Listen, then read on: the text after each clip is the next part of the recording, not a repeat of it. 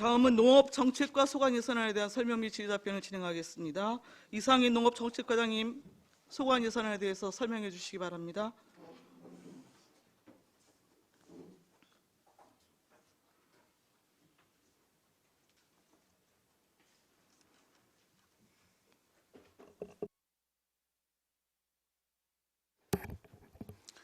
농업정책과 소관 2020년도 2회 추가경정 예산안에 대한 보고를 드리도록 하겠습니다. 예산서 1쪽, 설명서 101쪽입니다. 쌀 소득 보존 축불제의 원활한 추진에 필요한 인건비, 공공요금, 사무관리비에 국비 변경 내시에 따라 전액 국비로 8,100만 원을 성립전 예산으로 계상하였습니다.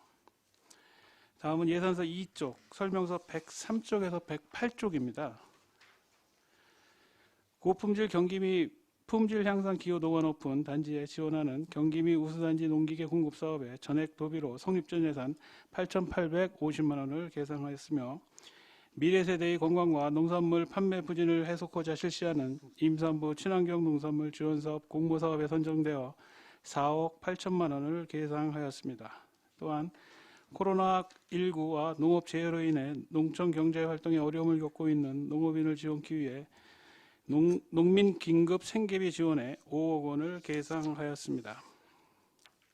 다음은 예산서 3쪽, 설명서 109쪽에서 114쪽입니다.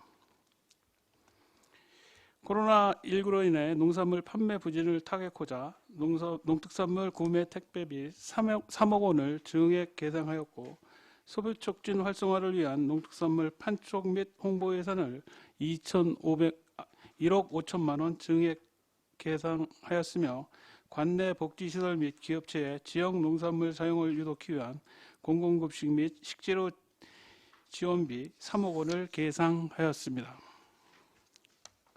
다음은 예산서 4쪽, 설명서 115에서 116쪽입니다. 코로나19 확산에 따른 판로 개척에 어려움을 겪고 있는 농업인과 기업의 지원을 통한 수출 여건을 조기 회복하기 위하여 농업 수출 물류 SOS 지원 사업에 2억 원을, 농특산물 수출 장려금 사업비 1억 원을 각각 계상하였습니다. 이상으로 농업정책과 소관 예산 설명을 마치겠습니다. 이상인 농업정책과장님 수고하셨습니다. 전문위원 검토 보고는 미리 나눠드린 검토 보고서로 대신합니다. 질의답변 진행하겠습니다. 배석하신 팀장님들께서는 보충 설명이 필요한 경우에는 위원들로부터 발언권을 얻은 다음에 직위 성명을 말씀하시고 발언하십시오. 위원님들 질의하시기 바랍니다. 안정열 위원님 말씀하십시오. 네, 안정열 위원입니다. 한 가지만 여쭤보겠습니다. 107페이지 농민 긴급 생계비 지원 해가지고 이 대상자가 지금 재해 피해 농가, 그다음에 또 어디가 지금 해당이 되는 겁니까? 지금 저희들이 중위소득 50%를 기준으로 해서 네. 영세 농가를 지금 조사를 하고 있습니다. 영세 농가. 예, 이 농가 조사하는 중에 동해가 심각하게 터져서 그분들이 상당한 어려움을 겪고 있는 걸로 파악이 되고 있습니다. 그래서 예산이 이 범위 내에서 허락하는 범위 내에서 그분들을 지원할 계획을 갖고 그분들도 지금 재산 사항이나 농해 소득 등을 검토하고 있습니다. 이분들 전 배나 사과나 냉해 입어가지고 다 이렇게 얼어가지고 절단났잖아요. 네. 그분들은 우리 이제 예를 들어서 구제역이나 이런 게 걸리면 매몰하면은 생활안전 자금 주고 그러잖아요.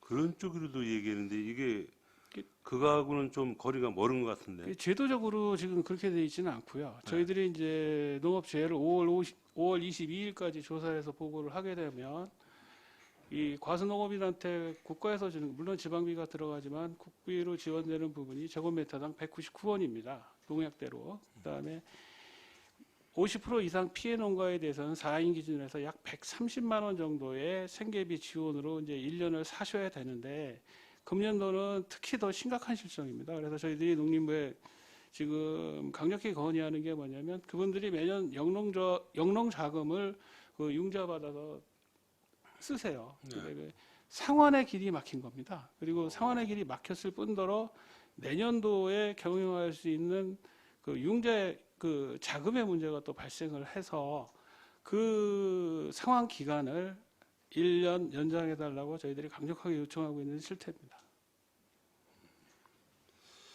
알겠습니다. 하여간 배나 농작물 피해 범들한테 하여간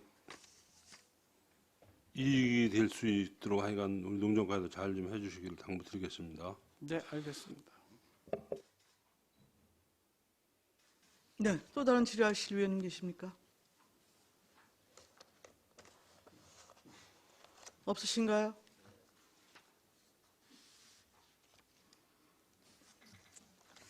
임산부 친환경 농산물 지원 있지 않습니까? 네, 이게 지금 복비 매출로 들어온 거죠? 이게 그 공모 사업을 실시해서 네. 저희들이 그 선정이 된 사업입니다. 그럼 여기 출산자가 포함이 되어 있는데요. 임산부하고 출산자가 네, 대상이 네. 되는 거잖아요. 예, 예, 그럼 그렇습니다. 출산자는 뭘 기준이 어떻게 되는 금년 거예요? 1월 1일부터. 금년 1월 1일부터. 예. 아, 그러면은 지역 내에서 생산되는 뭐 이렇게 친환경 농산물을 꾸러미를 만들어서 이렇게 배달하는 체계로 꾸러미 진행되는 배달 건가요? 체계가 되고요. 네. 근데 그거를 이제 임산부가 선택을 하게 되고 저희 지역에서 친환경 농산물 및 축산물을 전부 다 없을 때에는 네. 저희들이 이제 그 관련 업체도 저희들이 그 공모를 해야 되는데 선정을 해야 되는데 선정할 때 그 저희 지역에서 생산 안 되는 거는 저희들하고 협의해서 최대한 저희 지역으로 안성 지역으로 넣되 없는 거는 뭐 불효부득이 없는 거는 뭐 경기도로 뭐 한다든지 이런 거는 그 행정적 스킬을 좀 발휘할 예정입니다. 그럼 실제 운영 공급 체계가 어떻게 되는 거예요?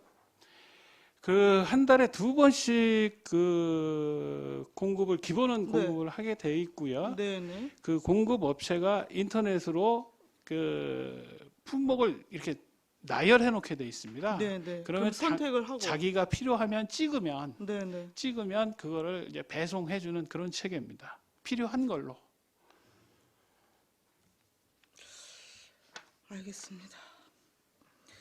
그 107조 농민 긴급 생계비 지원 있잖아요. 네. 지금 5억 계산하신 건데 네. 이게 사회복지과 같은 경우에 지금 저소득층 그 한시생활 지원비로 해갖고 국비가 또 편성된 게 있거든요. 네, 있습니다. 예.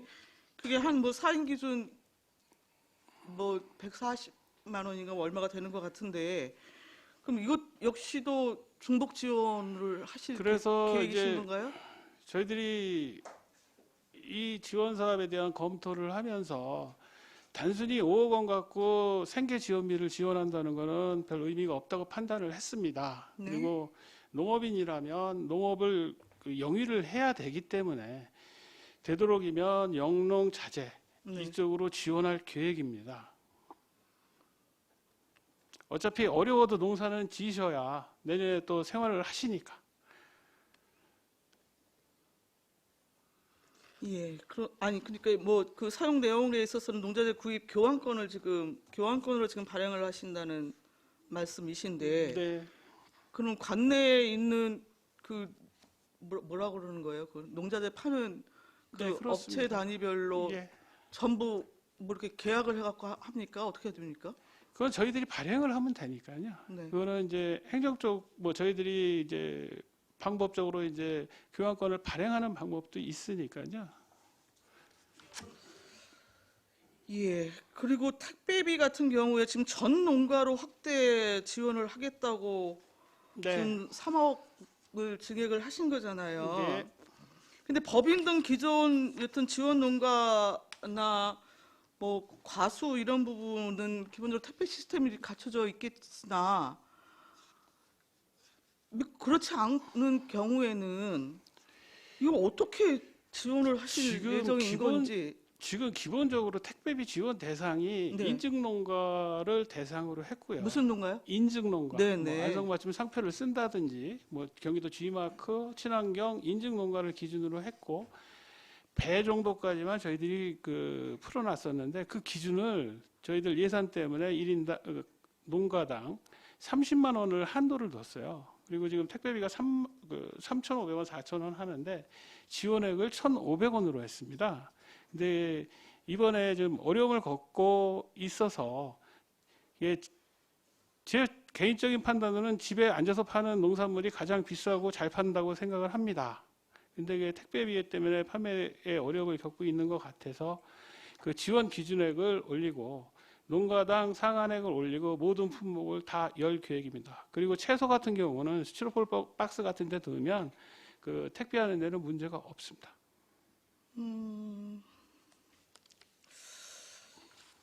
예.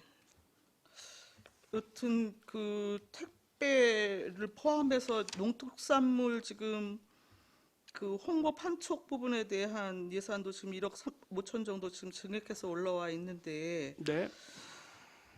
최근에 이제 로컬푸드장과 관련해서 좀 제가 민원 사항들을 좀 들은 게 있어요. 특별 이렇게 뭐 소비 촉진 코로나 상황에서 뭐 이렇게 진행을 하셨던 것 같더라고요. 근데 사실상 이게 지금 농산물 품질이 지금 제대로 관리가 안 되고 있다는 제가 말씀을 좀 들었고요.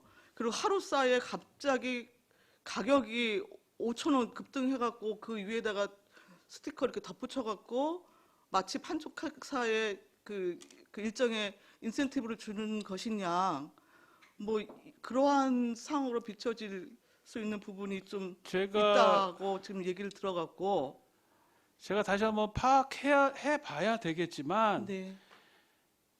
99% 그런 상황은 없다고 저는 믿고 있고요. 그런 상황이 있으면 그런 판촉 행사는 바로 중지를 하겠습니다.